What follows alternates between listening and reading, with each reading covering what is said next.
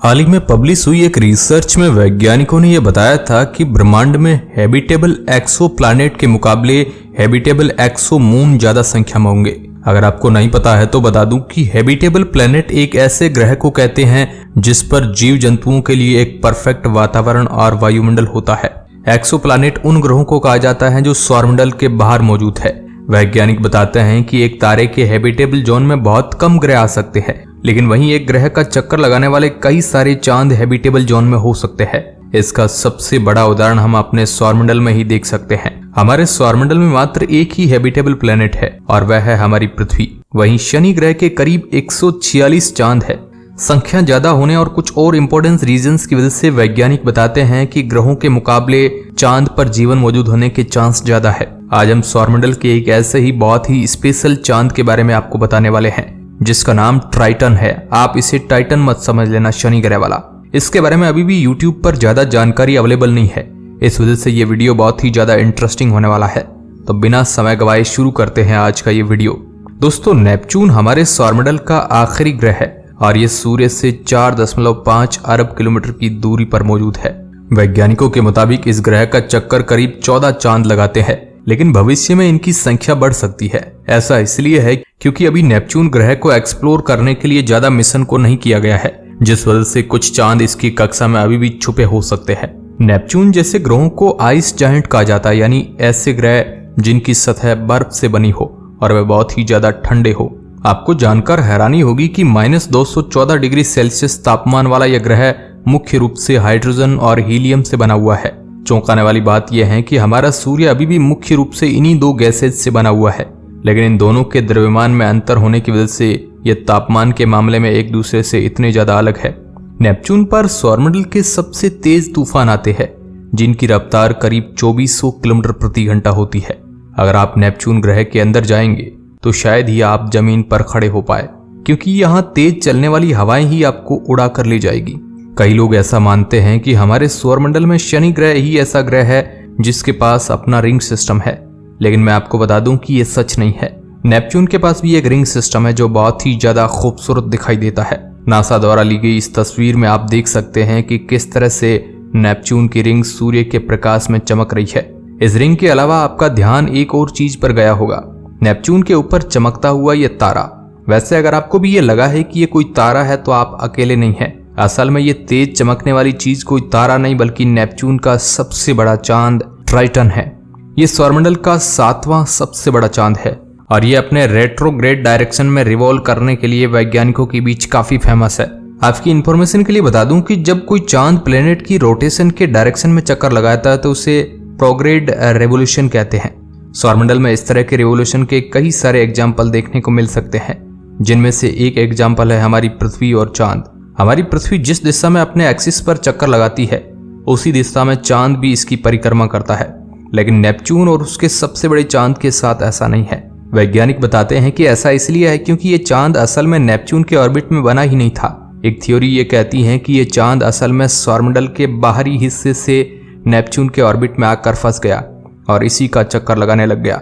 Neptune ग्रह के बाद हमारे सौरमंडल का अंत नहीं होता, बल्कि इसके बाद शुरू होती है कुइपर बेल्ट की शुरुआत।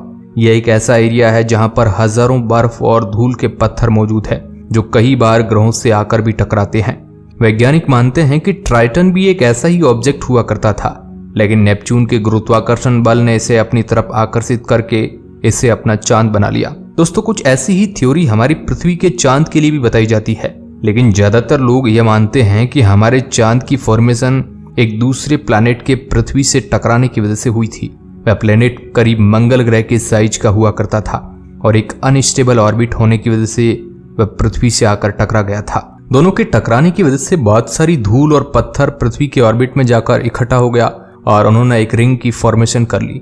जैसे जैसे समय बीतता गया वैसे वैसे गुरुत्वाकर्षण बल की वजह से यह रिंग आपस में जुड़ने लगी और इसने एक चांद की फॉर्मेशन कर ली। वैज्ञानिक बताते हैं कि ट्राइटन का वायुमंडल मुख्य रूप से नाइट्रोजन से बना हुआ है और इसकी थिकनेस बहुत ही ज्यादा कम है। इस चांद के बारे में एक और खास बात यह है कि इस पर कई सारे ज्वालामुखी मौजूद है जो लगातार फटते रहते हैं। इससे भी ज्यादा चौंकाने वाली बात यह है कि ये ज्वालामुखी गर्म पदार्थ नहीं बल्कि ठंडे पदार्थ को अपने अंदर से बाहर निकालते हैं। जिस तरह से हमारी पृथ्वी पर मौजूद ज्वालामुखी अपने अंदर से लावा और पिघले हुए मेटल को बाहर निकालते हैं, वैसे ही सौरमंडल के बाहरी हिस्से में जितने भी ज्वालामुखी मौजूद है वे अपने अंदर से ठंडे मटेरियल्स और गैसेज को रिलीज करते हैं। इस चीज को क्रायोवोल्केनिज्म कहा जाता है और ऐसे मटेरियल्स को बाहर निकालने वाले ज्वालामुखियों को वैज्ञानिक क्रायोवोल्केनोज कहते हैं। वैज्ञानिक बताते हैं कि ट्राइटन के क्रायोवोल्केनो से बर्फ के टुकड़े और नाइट्रोजन गैस बाहर निकलती है। इस बर्फ का तापमान भी -235 डिग्री सेल्सियस के आसपास होता है, जो किसी भी चीज को तुरंत जमाने के लिए काफी है।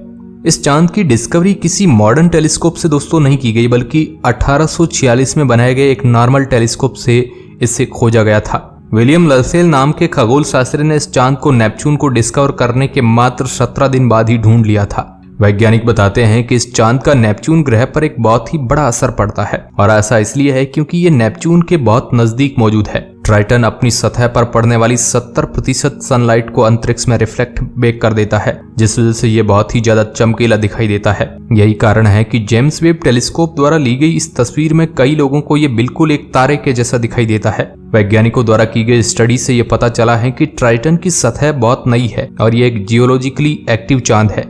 हर ग्रह और चांद के केंद्र में कुछ न कुछ प्रक्रिया चला करती है और उस ग्रह के अंदर बहुत बड़े चेंजेस लाने की ताकत रखती है वो। इसका सबसे अच्छा उदाहरण हम अपनी पृथ्वी को ही देख सकते हैं। पृथ्वी के केंद्र में कई सारे मेटल मौजूद है जो हाई तापमान की वजह से ऑलमोस्ट लिक्विड फॉर्म में कन्वर्ट हो जाते हैं और इन्हीं मेटल्स में मौजूद इलेक्ट्रॉन्स जब फ्री होकर इधर उधर मूव करते हैं तो उससे इलेक्ट्रिसिटी प्रोड्यूस होती है। अब जैसा कि आपने अपनी छोटी क्लासेस में पढ़ाई होगा कि इलेक्ट्रिसिटी के प्रोड्यूस होने की वजह से मैग्नेटिक फोर्स भी क्रिएट होता है, जो हमें हमारी पृथ्वी की मैग्नेटिक फील्ड के रूप में दिखाई देता है।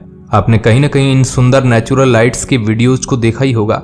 इन्हें नॉर्दर्न लाइट्स या अरोराज कहा जाता है। जब सूर्य से आने वाले चार्ज्ड पार्टिकल्स हमारी पृथ्वी की मैग्नेटिक फील्ड से टकराते हैं तब ऐसी लाइट्स की फॉर्मेशन होती है। वैज्ञानिक बताते हैं कि कुछ ऐसे ही इंटरनल प्रोसेस ट्राइटन के अंदर भी चल रहे हो सकते हैं। कुछ वैज्ञानिक बताते हैं कि इस चांद की सतह के नीचे लिक्विड ओशियन भी मौजूद हो सकता है। अब शायद आपके दिमाग में यह सवाल आएगा कि आखिर इस चांद के पास पानी कहां से आया होगा। इस सवाल के मुख्य रूप से दो ही उत्तर होते हैं, पहला एस्ट्रॉइड बॉम्बार्डमेंट और दूसरा नेचुरल फॉर्मेशन।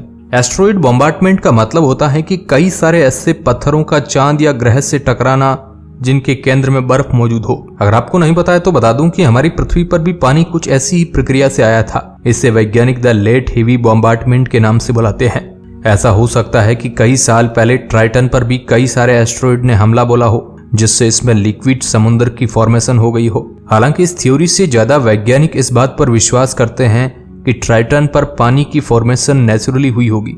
सौरमंडल में मौजूद ऐसी कई सारे ऑब्जेक्ट्स मौजूद है जिनकी बर्फीली सतह के नीचे लिक्विड ओशियन मौजूद होने के हाई चांस बताए जाते हैं। बृहस्पति ग्रह के चांद यूरोपा के बारे में तो यहाँ तक कहा जाता है कि उसके लिक्विड ओशियन में जीवन मौजूद होने तक के हाई चांस है।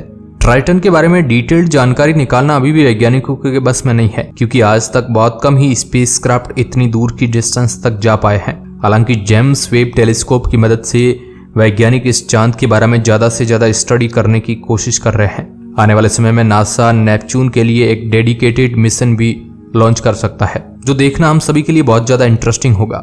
वैसे सौरमंडल में आपका सबसे फेवरेट चांद कौन सा है, हमें नीचे कमेंट के माध्यम से जरूर बताएं। आज के इस वीडियो में बस इतना ही। धन्यवाद।